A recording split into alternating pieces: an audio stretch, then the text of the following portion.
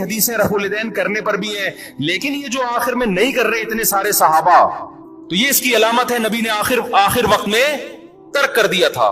آپ اس دلیل پہ آپ یہ کہہ سکتے ہیں کہ مجھے یہ دلیل سمجھ میں نہیں آتی، میری رائے یہ کہ کیونکہ بخاری میں ہے تو ہم رفع الیدین کریں گے۔ ٹھیک ہے، آپ کی نہیں سمجھ میں آ رہی تو ٹھیک ہے، ہم تو مانتے ہیں نبی نے کیا ہے، لیکن اگر ابو حنیفہ اہل کوفہ اور صحابہ تابعین جو ان کے شاگرد تھے ان کے عمل سے استدلال کرتے ہوئے نہ کرنے کا فتویٰ دے رہے ہیں، آپ ان کی نماز کو بولو خلاف سنت ہے، اس کا مطلب آپ اپنی رائے کو دوسرے پر تھوپنا چاہتے ہیں۔ امام ترمذی جو امام بخاری کے شاگرد ہیں، جب رفع الیدین کرنے کا ذکر کیا نا انہوں نے، آپ ترمذی میں دیکھ سکتے ہیں عربی میں، تو اس میں کہتے ہیں وَبِهِ يَقُولُ بَعْضُ أَهْلِ الْعِلْمِ مِنْ أَصْحَابِ النَّبِي، رفع الیدین کرنا بعض اہل علم صحابہ کی رائے تھی۔ جب رفع الیدین نہ کرنے کا تذکرہ کیا ہے تو پھر لکھتے ہیں وَبِهِ يَقُولُ غَيْرُ وَاحِدٍ مِنْ أَهْلِ الْعِلْمِ مِنْ أَصْحَابِ النَّبِي، یہی اہل علم صحابہ میں بہت سارے لوگوں کی رائے ہے۔ یہ کون کہہ رہے ہیں؟ امام بخاری کے شاگرد، حالانکہ وہ خود بھی رفع الیدین کے قائل تھے، لیکن دلیل میں صحابہ کی جب بات آ رہی ہے تو کیا کہہ رہے ہیں؟ تو میں آپ سے عرض کر رہا ہوں کہ ہر محدث، ہر مجتہد کا اپنا ایک اصول ہوتا ہے، اور اس کا بنیادی مقصد کس کو فالو کرنا ہے؟ نبی کو فالو کرنا۔ تو آپ صرف قولی حدیث لے رہے ہو، نبی کا عمل نہیں دیکھ رہے، یہ مسٹیک ہے۔ تو نبی نے پہلی علامت کیا بیان کی؟ ما انا علیہ، بولو نا، وہ اصحابی، جس پر میں ہوں، جو میرا عمل ہے جس پر، تو یہ نبی کا عمل تھا۔ اب اس عمل میں اختلاف ہو سکتا ہے، کوئی کہہ رہا ہے ہاتھ چھوڑ کے نماز کا عمل تھا، کوئی کہہ رہا ہے ہاتھ باندھ کے نماز کا عمل تھا، کوئی کہہ رہا ہے رفع الیدین کا عمل تھا، کوئی کہہ رہا ہے نہ کرنے کا عمل تھا، آخر عمل۔ ٹھیک ہے، یہ اختلاف شریعت میں ناپسندیدہ نہیں ہے، اس اختلاف کی بیس پہ فرقے نہیں بنتے، کوئی بنائے گا تو وہ جہنمی ہے۔ اور یہ اختلاف صحابہ میں بھی تھا، کیونکہ دونوں میں وہ علامت پائی جا رہی ہے ما انا علیہ۔ کامیاب فرقے کی علامت کیا ہے؟ جس پر نبی کا عمل، تو نبی کا عمل دونوں پر ہے نا، تو اس میں آپ دونوں میں سے کسی کو بھی غلط بولو نا یار، نہ ہاتھ باندھ کے نماز پڑھنے والے کو، نہ ہاتھ چھوڑ کے، نہ رفع الیدین کرنے والے کو، نہ کرنے والے کو، کیونکہ دونوں کے پاس دلیل ہے، دونوں مکتبہ فکر کی، اور دونوں کہاں سے ثابت کرتے ہیں؟ نبی سے۔ تو اس بیس پہ جتنا بھی اختلاف ہو، اس اختلاف سے جنت اور جہنم کا فتویٰ نہیں لگتا۔ سمجھ میں آ رہی ہے بات؟ اگلی بات، نبی یہاں کہہ کے رکے نہیں، صرف ما انا علیہ۔ اگر آپ رک جاتے ہیں تو ہم صحابہ کو بیچ سے نکال دیتے، ہم کہتے ہیں حدیث میں کیا آ رہا ہے، بس نبی نے فرمایا وَأَصْحَابِي۔ کیوں؟ اب دیکھو ترتیب کیا ہے، آپ نے قرآن کا ذکر کیوں نہیں کیا؟ کیونکہ قرآن کی لوگ ایسی تشریح کریں گے جو نبی کی تشریح کے خلاف، جیسے غامدی صاحب اللہ ان کی عمر میں برکت دے، بہت ساری تشریحات ایسی کرتے ہیں قرآن کی جو حدیثوں کے خلاف جا رہی ہیں۔ نبی نے شادی شدہ زانی مرد کو رجم کیا ہے، ساری دنیا جانتی ہے، متواتر روایات ہیں۔ وہ قرآن کی آیت کی تشریح کرتے ہیں کہ زانی مرد اور عورت کو 100 کوڑے مارو، وہ تشریح ایسی کر رہے ہیں جس میں شادی شدہ کو بھی شامل کر رہے ہیں، حالانکہ یہ کنواروں کے بارے میں نازل ہوئی ہے، حدیث سے پتہ چلتا ہے، متواتر حدیث سے۔ تو نبی نے کیا فرمایا؟ قرآن کا تذکرہ کیوں نہیں ڈائریکٹ اپنے عمل کو پیش کیا؟ تاکہ لوگ قرآن کی وہ تشریح نہ کریں جو میرے عمل کے، صرف میری حدیث نہیں، میرے عمل کے بھی خلاف ہو۔ اور عمل بھی نبی کا اصل میں حدیثی کہلاتا ہے، دو قسمیں، قولی اور ایک فعلی۔ آپ نے ایک عمل کیا، صحابہ نے سینہ بسینہ اس عمل کو نقل کیا، یہ بھی حدیث ہے، چاہے بخاری میں نہ بھی ہو، چاہے مسلم میں نہ بھی ہو۔ دوسرا، آپ نے ان لوگوں پہ رد کرنے کے لیے جو حدیث کی تشریح اخفل طریقے سے کریں اور اس میں صحابہ کو بیچ سے نکال دیں، ان کو نکالنے کے لیے آپ نے کیا فرمایا؟ میرا اور میرے اصحاب کا عمل۔ سمجھ میں آ رہی ہے بات؟ میرے اور میرے اصحاب کا عمل۔ کیا مطلب؟ ایسے فرقے آئیں گے جو قرآن کی تشریح اخفل طریقے سے کریں گے، حدیث کو بیچ سے نکال دیں گے، یہ بھی جہنمی، چاہے وہ اپنے آپ کو صبح و شام اہل قرآن کہتے ہوں۔ لیبل جو منکرین حدیث ہیں ان کا پتہ ہے اپنے فرقے کا نام کیا رکھا ہے؟ اہل قرآن۔ اور جب آپ ان کے سامنے بیٹھو گے قرآن کے فضائل بیان کرنا شروع کر دیں گے، بار بار قرآن کیا کہتے ہیں، اللہ کا کلام۔ مقصد قرآن کی فضیلت نہیں ہوگی، مقصد حدیث کا انکار ہوگا۔ سمجھتے ہوگی نہیں سمجھتے؟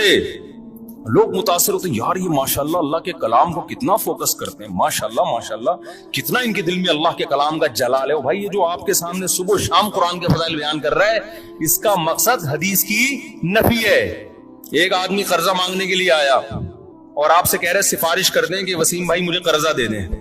دوسرا بھی آ گیا قرضہ مانگنے کے لیے، آپ چاہ رہے ہو اس کو نہ ملے اس کو مل جائے. آپ کو پتا یہ سیٹ ایک ہی آدمی کو دے گا.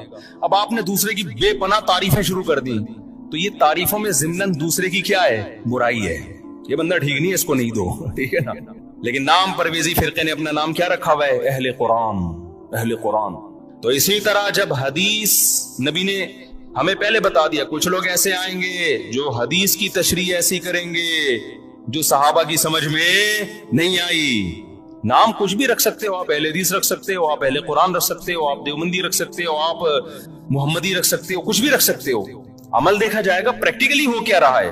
بھئی صحابہ کیوں نہیں ہے, صحابہ کا فتویٰ یہ کیوں نہیں ہے؟ اور ان صحابہ میں بھی آپ نے سب سے زیادہ ہائی لائٹ کیا خلفاء راشدین کو. علیکم بسنتی و سنت الخلفاء الراشدین المہدیین, میری اور خلفاء راشدین کی سنت کو لازم پکڑو. میں دعوے سے کہتا ہوں خلفاء راشدین کے دور میں کوئی ایک مسجد دکھا دو جس میں رمضان میں 8 رکعت تراویح ہوتی ہو. کوئی ضعیف سند دکھا دو میرے بھائی. آپ بخاری مسلم کی حدیث ہے جو 8 رکعت والی, اس کی تشریح ایسی کر رہے ہیں جو صحابہ میں کسی کی سمجھ میں بولو نہیں ہے. اس کا مطلب آپ کی تشریح غلط ہے. بعض لوگ کہتے ہیں حضرت عمر سے ایک ضعیف روایت پیش کرتے ہیں کہ اس میں 8 کا تذکرہ ملتا ہے, وہ ضعیف روایت ہے. مان لو تو صحابہ کو نبی نے حکم دیا عمر کو فالو کرو نا, تو اگر حضرت عمر نے 8 پڑھوائی تھی تو پھر پوری دنیا میں ہمیں 8 ملتی کیوں نہیں ہے؟ کوفہ میں, بصرہ میں, دمشق میں, مصر میں 8 سے زیادہ کیوں ملتی ہیں ہمیں؟ آج لوگ کہتے ہیں مکہ مدینہ میں 8 ہو رہی ہیں.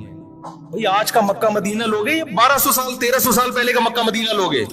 آج لوگ کہتے ہیں سعودی عرب میں 3 کو 1 کہتے ہیں. اور بھائی سعودی عرب میں آج کہتے ہیں نا, 1400 سال سے سعودی عرب میں 3 کو 3 ہی کہتے تھے. تو 1400 سال سے جو اسلام تھا وہ والا صحیح تھا, یا آج جو اسلام ہے وہ والا صحیح ہے؟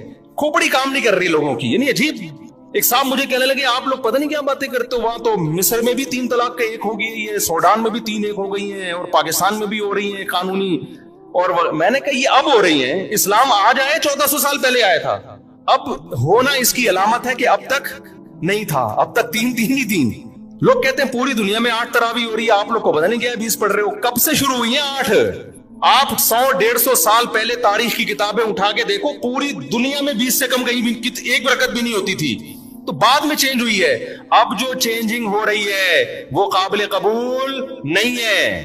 اب تو چینج اب تھوڑی لوگ. عبداللہ بن مسعود کا مشہور قول ہے من کان منکم مستنن فلیستن بمن قد مات, جو تم میں فالو کرنا چاہتا ہے پہلوں کو فالو کرے. اس لیے کہ زندہ لوگوں کے بارے میں یہ خوف ہے کہ وہ فتنے سے محفوظ نہیں ہے. زندہ لوگ بک بھی جاتے ہیں, ان کے اپنے مفاد بھی ہوتے ہیں, سیاسی مفاد بھی ہوتے ہیں, حکومتی دباؤ بھی ہوتا ہے. اب حرمین میں کہہ رہے ہیں 10 رکعت تراویح ہو گئی. بھائی کیا پتا بادشاہ نے ایک آرڈر دیا ہوگا 10 ہوں گی. ہمارے تو ایک دوست فجر کی نماز کا ٹائم داخل, اقامت ہو رہی, بیٹھے ہوئے ہیں. میں نے کہا بھائی نماز کھڑی ہو رہی ہے, مسجد نبوی پڑھو. کہہ رہے پتہ نہیں کہ ایسا نہ عمر ملک ہو, بادشاہ کا حکم ہو وقت سے پہلے پڑھنے کا, تو میں پہلے اپلیکیشن میں دیکھ لوں ٹائم داخل بھی ہوا کہ نہیں ہوا. خیر وہ تو تھوڑا انہوں نے غلو کر دیا, لیکن وہ ڈر گئے تھے نا یار, کیسا نہ ہو کہ بادشاہ سلامت میں کچھ بھی حکم دے دیا ہو. ایسا ہوتا نہیں ہے کہ بادشاہ سلامت ٹائم سے پہلے نماز پڑھنے کا آرڈر دیتے. لیکن آپ کیسے ہی کہہ سکتے ہو کہ یہ عرب علماء کا فتویٰ ہے؟ اگر چند کا ہے بھی تو ہمارے لیے ان کے احترام کے باوجود وہ فتویٰ حجت نہیں ہے. اب میں آخری بات جو محرم پہ لے کے چلا تھا, میں جلدی سے وہ سمیٹ کے ختم کرتا ہوں. اصل تو میرا ٹاپک یہ تھا محرم. تو بے بھائی فرقے بنتے چلے جائیں گے, محرم میں جو کچھ ہو رہا ہے یہ لوگ کریں گے. نبی نے فرمایا 73 فرقوں میں امت تقسیم ہوگی. میں نے اور آپ نے وہ کام کرنا ہے جو قرآن میں ہے, حدیث میں ہے, اور اس پر کس کا عمل ہے؟ صحابہ کا. اور یہ جو 4 ائمہ ہے نا, انہوں نے انہی کو فالو کیا ہے, صحابہ کو. اس لیے امت کہتی ہے 4 ائمہ کا جس مسئلے پر اتفاق ہو اس سے شذوذ اور خروج اختیار کرنا جائز نہیں ہے, کیونکہ یہ اس کی ظاہری ایک علامت ہے کہ حق اس میں منحصر ہے. کیوں اتنے بڑے بڑے ائمہ کیسے غلطی 1 سے ہوتی ہے, 2 سے ہوتی ہے, 4 متفق کیسے ہو گئے؟ اور اگر آپ نہیں مانتے تو اتنی بات تو مانتے ہو نا, نبی اور صحابہ یہ تو منصوص ہے نا. تو مجھے بتاؤ محرم صحابہ کی زندگی میں آیا تھا کہ نہیں آیا تھا؟ اہل بیت کی زندگی میں آیا تھا نہیں آیا تھا؟ کوئی ایک صحیح روایت ہمیں ملتی ہے کہ اہل بیت نے وہ کچھ کیا جو آج ہم کر رہے ہیں؟ کیا حضرت حسین ابن علی رضی اللہ عنہ سید الشہداء, کیا انہوں نے ماتم کی ترغیب دی ہے, یا ان کے اولادوں نے ماتم کی ترغیب دی ہو؟ غم منانا, غموں میں رونا پیٹنا, ماتم کرنا, اسلام صبر کی تلقین دیتا ہے. اہل بیت کا حکم بھی کیا تھا؟ صبر. واویلا کرنا, رونا پیٹنا, چیخنا چلانا, یہ اسلام کا حکم نہیں ہے۔ بعض لوگ استدلال